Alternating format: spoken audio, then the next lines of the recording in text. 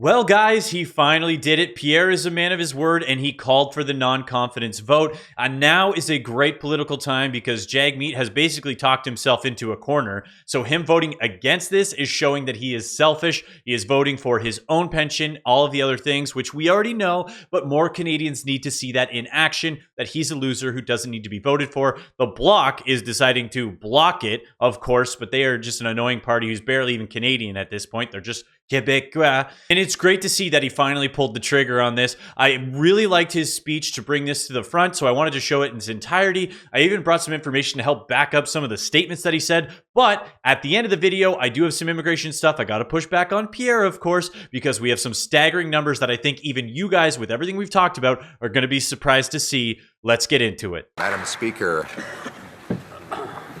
this country made me a promise when I was born. It made the same promise to everyone in this room and across this country. I was born to a 16-year-old single mom who put me up for adoption, to two school teachers, and they taught me about this promise. The promise was that anyone from anywhere could do anything, that hard work would earn a powerful paycheck. They would buy you good food and a decent home in a safe neighborhood. It's that promise that brought my wife's family here as refugees from Venezuela. 6 people in a 2-bedroom basement, working-class Montreal apartment. Her dad up at the crack of dawn to hop on the back of a pickup truck and go out into the middle of a farm field and pick fruit so that he could pay the rent. Today, her brothers are a soldier, a carpenter. Her sister is a nurse. Her father has a business with his wife, and they have all succeeded. The promise was kept. It was that promise that got me into politics in the first place, and I was very proud to be part of a government that not only kept the promise but expanded it. With the lowest inflation in almost half a century, incomes after tax and inflation that went up 10%, we cut the GST, we balanced the budget. We did it all while increasing health care transfers faster than any government since that transfer. So it is pretty amazing to think. First of all, that phone buzzing was, this guy at the front here with the turban. I forget his name. I saw him in the article the other day. But his phone was buzzing there. But it's true. Like all those things he talked about. I just don't remember a time where a dollar bought you so little, and obviously a lot of it has to do with government printing. I saw the statistic, I think it was either that it took 24 or 28 prime ministers to get $616 billion in debt, and Trudeau himself, one single prime minister, has put the debt over $1.2 trillion. So his spending is out of control. The immigration numbers are out of control. Changed the Canada that we once knew, but I don't think it's over. We'll get into that later. I welcome every single time they talk about my experience in government is doing the exact same things that I would like to do in the future, which is to expand the opportunity, expand the promise of this country. But that promise, after 9 years of the NDP Liberal Prime Minister, is broken. Everything costs more, with 2 million people lined up at food banks because they cannot afford food. This is a record-smashing number. 1 in 10 Torontonians now eat at a food bank every single month. Housing costs have doubled so that 2/3 of young people believe they will never be able to afford a home. That has never happened in Canadian history.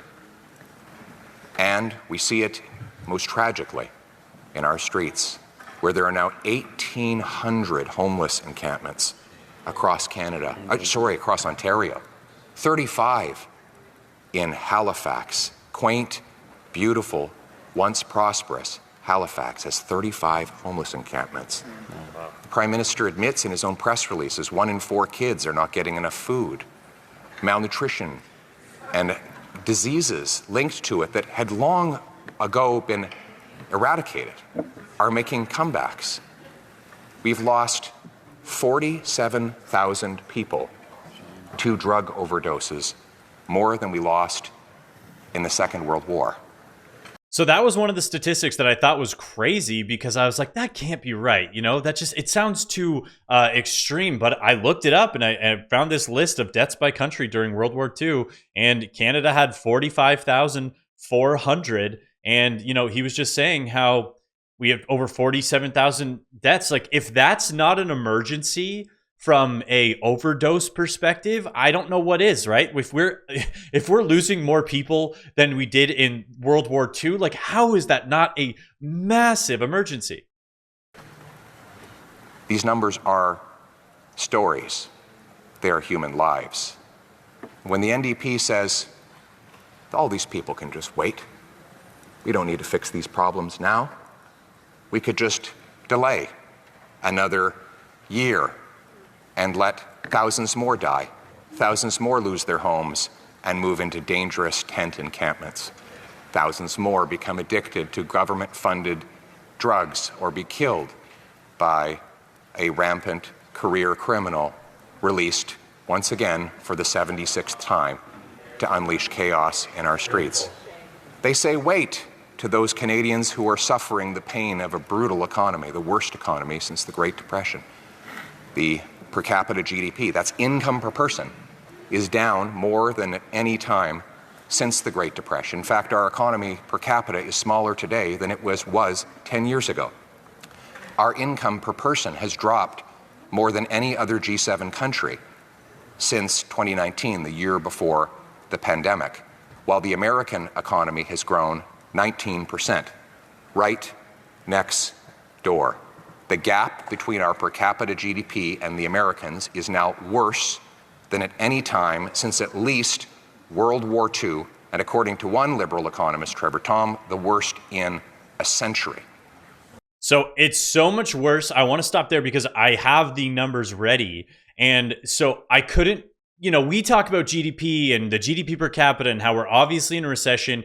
And a really simple way to look at GDP per capita versus GDP is the GDP is just the overall gross number that comes out. But the GDP per capita is really the number that affects you as the individual. That is going to change how wealthy you feel, how much money you feel like you're making, and how much money, like, it's the actual living standard sort of impact numbers, what it feels. Just to show you how big of a gap it is, I brought up the GDP per capita of the US. These are the 2024 numbers, and the GDP per capita is $85,373, and that is in USD. And then you compare that to Canadian GDP per capita, $44,965 in USD by the end of 2024 is what it's expected to be. So what's that? They're double us almost. That's almost a 50% gap. And remember, this is what impacts your standard of living.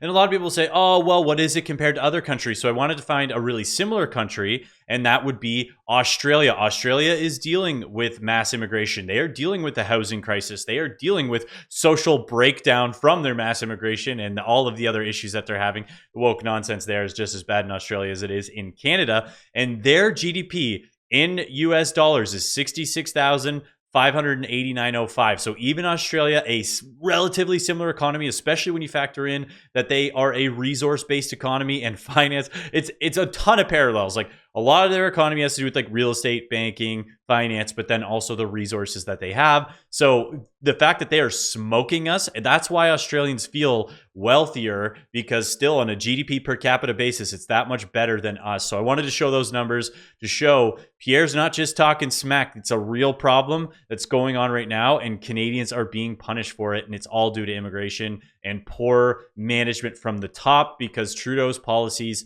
are brutal. We've gone from winning the war of capitalism with the Americans, the tug of war, where they were investing 30 to 100 billion more per year in our economy than we were investing in theirs in the first 14 years of this century, to in the last 9 years, 450 billion more Canadian money invested in the States than the reverse. Wow. Canadian dollars building pipelines, mines, business centers, shopping centers, and businesses that pay American paychecks. I love America, but I don't want to bring jobs to Americans. I want to bring home those jobs and the Canadian promise to this country. That one in particular, we've talked about in other videos, like the fact that Canadian businesses are disincentivized to invest in Canada because you're basically just being punished to do it.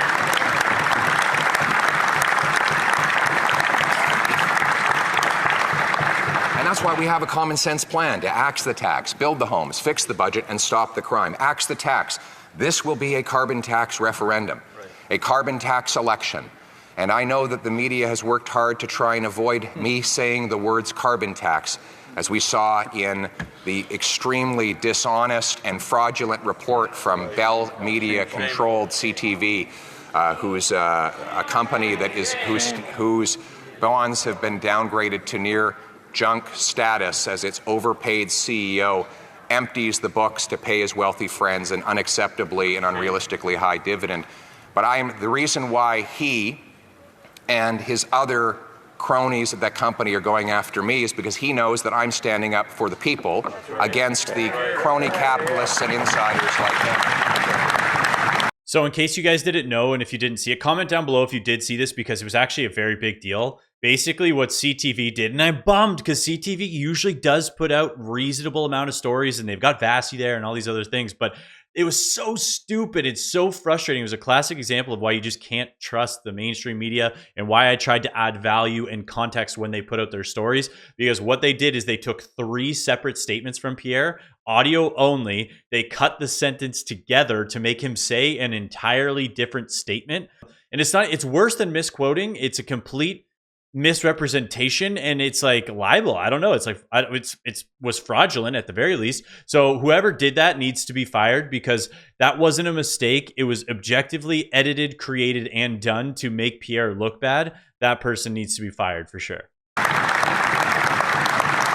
tax election. Here's the existential choice. Do we go to a 61 cent a liter carbon tax, making us among the highest taxed fuel in all of the world? A tax that will grind our economy to a halt, that will force our truckers to leave to the U.S. where there is no carbon tax. Nobody left to bring goods to our grocery store, parts to our factories, jobs to our people. It will be a nuclear winter if this happens. That's why common sense conservatives will axe the tax. We will bring home jobs, paychecks, businesses, and opportunity with abundant, affordable energy. We will fight climate change and protect our economy with technology, not taxes, by approving large-scale green projects that generate nuclear, hydroelectric, carbon capture and storage, and other sources of affordable, clean Canadian energy will once again get approved when we repeal the anti-development law C-69, all of which will generate the revenues so that we can fix the budget.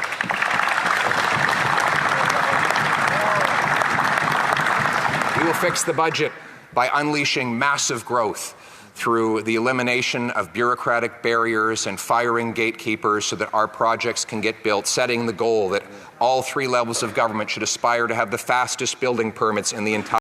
Before we get into that, we were going to talk about the building permits and the real estate stuff, but I don't know if you guys saw, the gun buyback program had almost $70 million spent on it, and it so far allegedly has not even collected 1 gun. So that's $70 million. And then there was also the green slush fund, they're calling it, which was almost $400 million, which basically evaporated. So between those two alone, that's almost $500 million of mismanaged government funds that is just disappearing. And so when they always, how are we going to pay for these things? Every program that has been a nonsense instituted program from the Liberals and the NDP that has been just out there, just burning money, setting it on fire, and paying their friends. It's all corruption.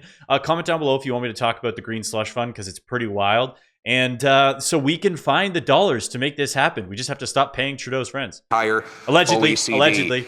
After 9 years of tax increases on entrepreneurs and calling businesses tax cheats, we will pass a bring it home tax cut to lower the burden on work, savings, and investment so that we bring home powerful paychecks and production to this country. Lower, fairer, simpler taxes. We will cap government spending with a dollar-for-dollar law that requires we find $1 of savings for every new dollar of spending. We'll cut bureaucracy, waste, and consulting contracts so that we can get the budget close to, or hopefully on balance as soon as possible, to bring down interest rates, inflation, and debt. And finally, we will unleash the construction of homes by incentivizing municipalities to grant faster permits, free up land, and speed up and to cut development taxes so that we can build in safe neighborhoods with jail, not bail, for repeat violent offenders, to bring home the promise of Canada of a powerful paycheck that earns affordable food, gas, and homes in safe neighborhoods where anyone from anywhere can do anything. The biggest and most open land of opportunity the world has ever seen. That is our vision. That is our purpose. Now, let's bring it home. So Canada is not done. Don't give up. If you're watching this, have a bunch of kids. We can turn this around. You know, Pierre talked about a bunch of really good stuff there, but here's some more info that I wanted to show, because when Trudeau took power, this was the average house price in Canada. It was $413,000 when Trudeau took power.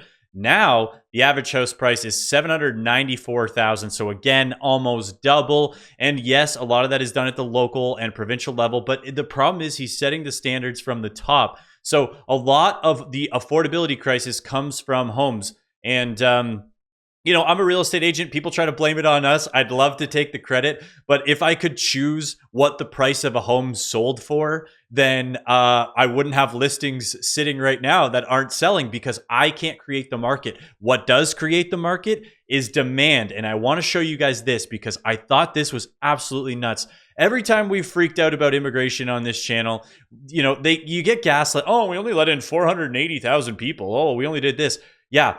You had 471,550 immigrants. So that's the PRs that they brought over through a regular PR and immigration program.